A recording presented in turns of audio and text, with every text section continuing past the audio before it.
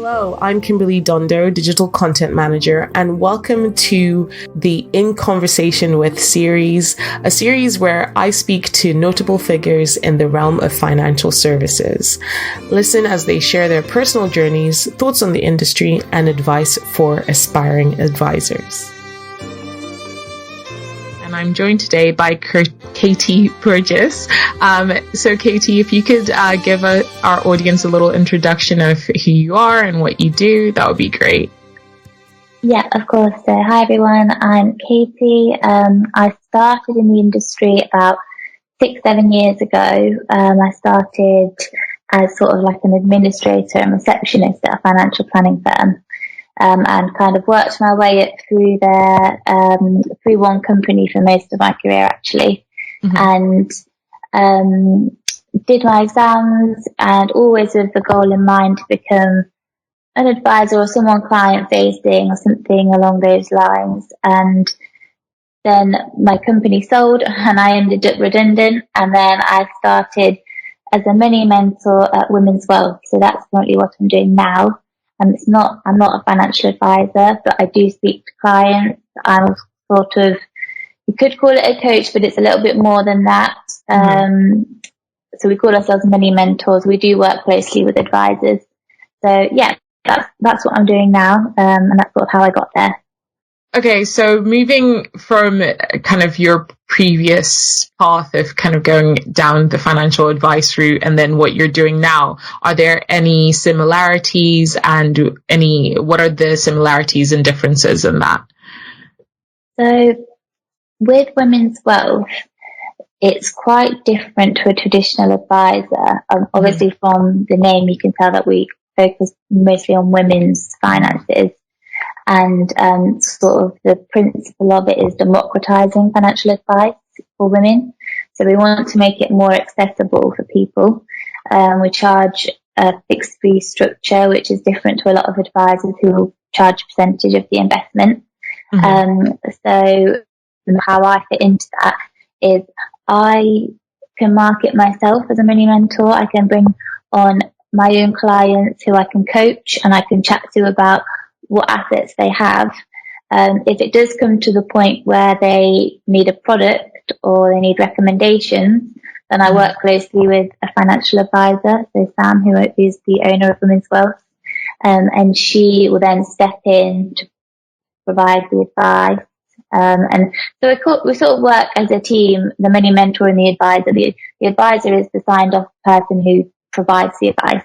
The mini mentor really has a good relationship with the client, and can sort of talk to them, do sort of coaching activities with them, and we can have meetings with them. We just don't provide actual advice. So that's sort of how it's different to other advisors. Okay, no, that's interesting. That sounds really interesting. And what would you say is the difference in your approach to being in a firm that kind of mostly only focuses on women? What is the difference in the approach there? I would say that we have much more of a niche. So whilst we do focus on women, there are several different mini mentors who specialise in different areas. We have one who she does a lot of work with teachers, because she used to be a teacher herself. And she has a good understanding of the teacher's pain. So that's an example. We have others who specialise in different areas. I like to specialise in small business owners, sort of entrepreneurial people, like that. So whilst we focus in on the women's niche, we also will have our own niches. And I've found through working at other advisors, I've never really seen a niche like that before. So I think that's really, really valuable, because it means that each mini mentor really knows about their subject and they really specialise in their subject for the clients who fall into each of our niches. Yeah, no, I think that is quite interesting that you probably have more of a specialist knowledge of what each of your niches needs and wants are, rather than just saying you fit into this demographic and that's kind of like what you need. But exactly. Yeah, and there's so many different parts to advice, and I think it's not a one-size-fits-all approach. I think that having these niches means that you can really understand, you can get a deeper understanding of what the niche that you focus on needs, the sort of questions they ask and things like that, and the sort of advice that they need. So yeah, definitely I think it's a good approach to go down. Yeah, no, I really like that approach, and the fact that you are kind of women's focused firm. I remember a couple of weeks ago we posted something about something like this, about a firm that was specializing on women who make a certain amount of money, and not surprisingly, there were a couple of commenters on Twitter being upset about why there is just a focus on why the focus on just women, you know, like if we want equality, everyone should be, you know. And what would obviously I understand the rationale, but what would your reaction be to people who kind of give that kind of criticism? Yeah, so I do think it is kind of controversial. Well, some people can see it as being quite controversial. We don't exclude men. We don't exclude anybody. We have a couple clients as well. It's not just women, but it's the aim is to, a lot of women like to speak to a female advisor, or a female money mentor, or anyone who sort of has a better understanding of finances than them. And as a female speaking to a female, we can use far more relatable language. We can build stronger relationships. And one of the questions we always ask our clients when they come to us is, what made you choose Women's Wealth? Why did you book this meeting? And 9 times out of 10, they say, we really, really like the female focused side of things. We really like how accessible it is. They like the offering that we have, so we do like interactive chats every week with our client about the news. So we take like a news article and we break it down and make it more understandable. So it really is about, I can understand people go, some people look at it and say, oh, you're all just feminists, and they have like, they think of it in a negative way, and it really isn't. And it's not, the aim isn't here to be like, oh, we don't want any men as clients or male clients. It really isn't about that. It's just about traditional advice isn't really always as accessible to certain women and with the minorities, and they find it intimidating. So I think we sort of just break down that barrier. We make it less scary. We make it more accessible. We make it, there's a closer relationship there. The person that you're working with is always a relatable person. So I think it is about, like, even if you worked at an advisor where there was male and female advisors, I think there'll be a lot of women who will come in and say, I would like to speak to a female advisor even if they had an option to choose out of the two. Just because also females, we have different views on finances. Not all, I'm not generalizing, but we do have different views. A lot of women, we like to make sure that if we've got children, we want to make sure that they'll be safe in the future, things like that. Whereas a lot of men will say that they want to be able to play lots of golf in their retirement, things like that. So it's just different attitudes, I think. And we as women can understand other women, I think, very easily. So it's that. I think going to someone who you feel comfortable with, especially when it comes to something as personal and sometimes as daunting as finances, I think you want to find someone who you can be completely comfortable with and not necessarily have to explain yourself. explain your reasonings, or someone who will just be like, just gets it. I think that's probably very empowering to some people to be able to kind of approach that. And I don't think there's anything negative about the having that out there as an offering compared to like the thousands of others that are accessible to everyone as well. Exactly. And we wouldn't tell anyone else that their approach was wrong. We just have our own unique approach. Exactly. So you've spent years in this industry, and for you, what are the benefits for you personally working in financial services? I think a major benefit for me was I've been able to build a really good career without having to go to university. Mm-hmm. I did actually do 1 year at university, but I didn't carry on. Mm-hmm. And I'm really grateful that through studying at the same time as working, I've been able to still build a career that I consider is really successful. Yeah. So I'll definitely say that that's a big plus. I really enjoy my job. I feel like working in this industry is varied.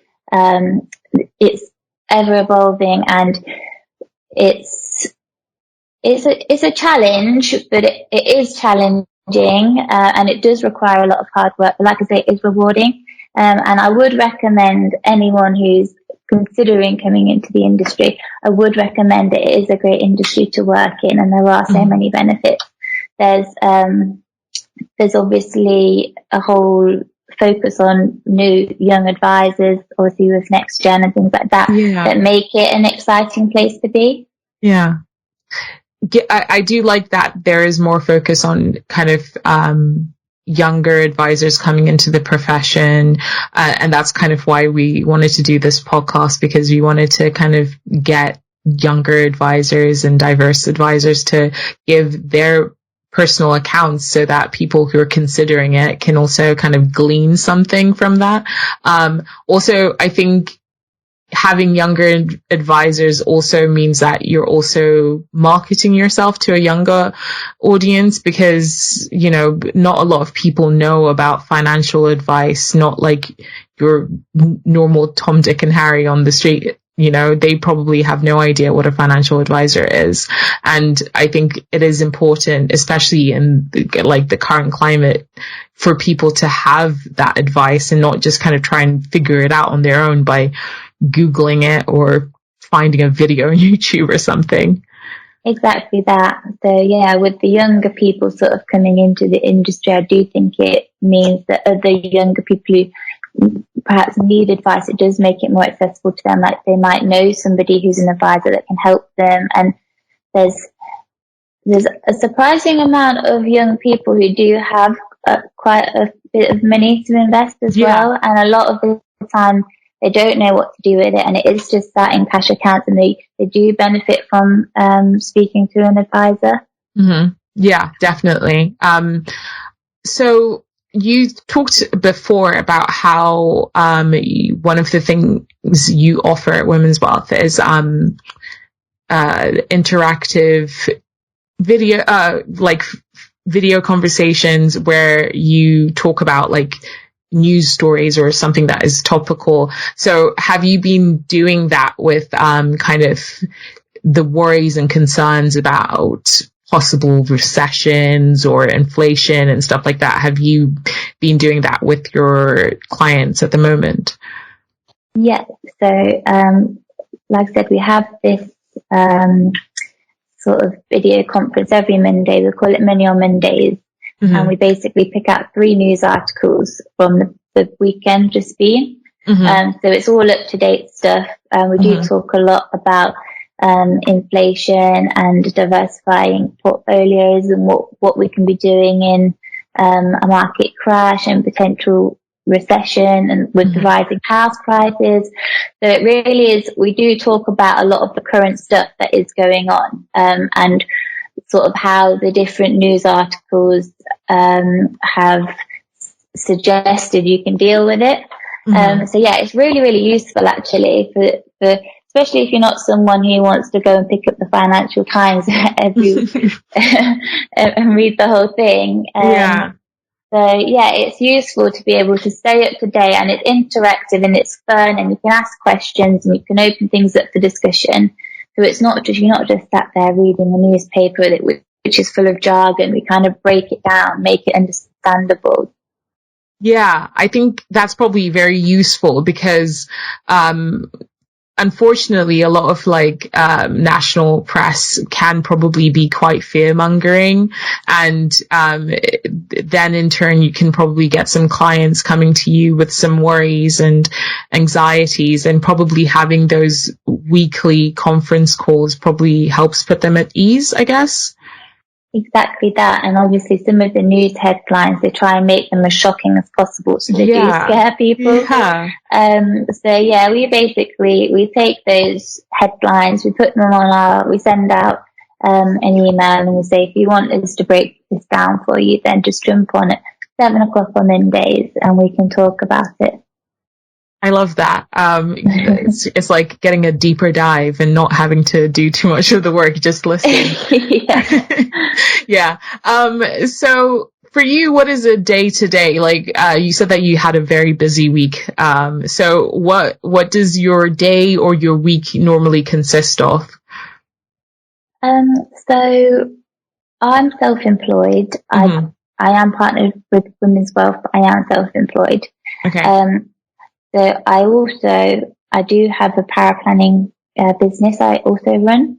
Okay. And that's just for outsourced paraplanning services.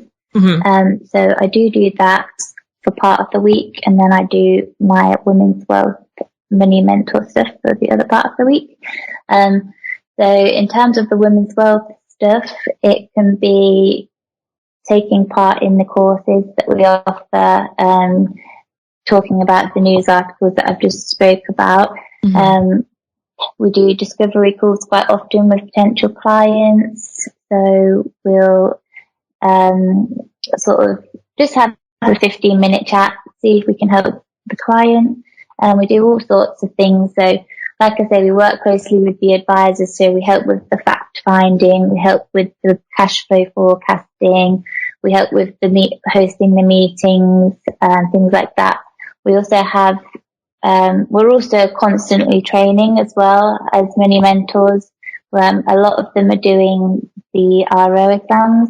I've done my RO exam, so I'm lucky, but I do training more in the coaching side of things, mm-hmm. Which is really useful. So it's very, very varied. There's lots of stuff going on at the same time, but that's why I like it. I like the variety. So you have got obviously more traditional you would do if you worked for a financial advisor, like your paraplanning, your cash flow forecasting, your fact finding, things like that. You've also got the client meetings where you're chatting to clients and things like that. And then, like I said as well, I also do paraplanning.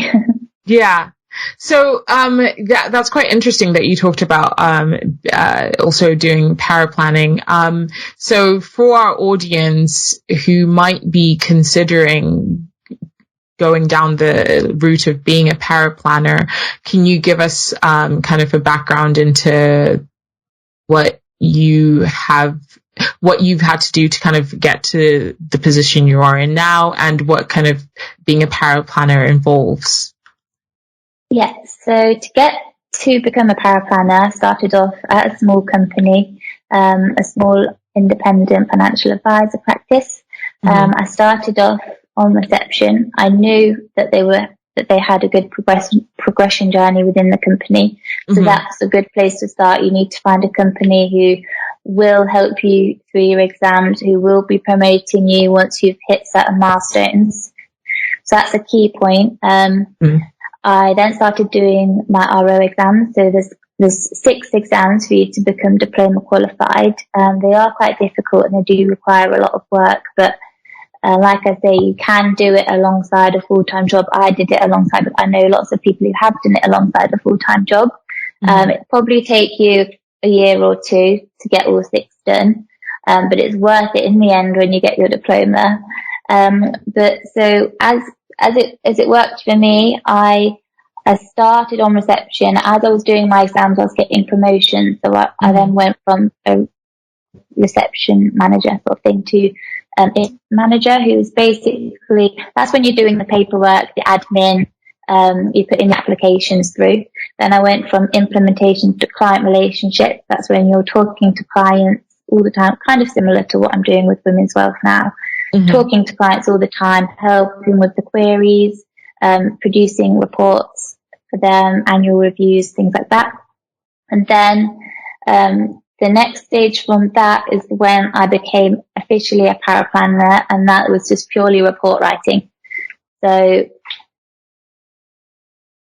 in the paraplanner side of work that I do, it is just purely report writing. It's I work closely with advisors, and they sort of tell me a lot about the client, and then I go away and research and put together a report for the advisor that they can present to the client. So it is working. You work very, very closely with advisors. The advisor kind of does the meeting and approves the advice, the research, and writes up the report.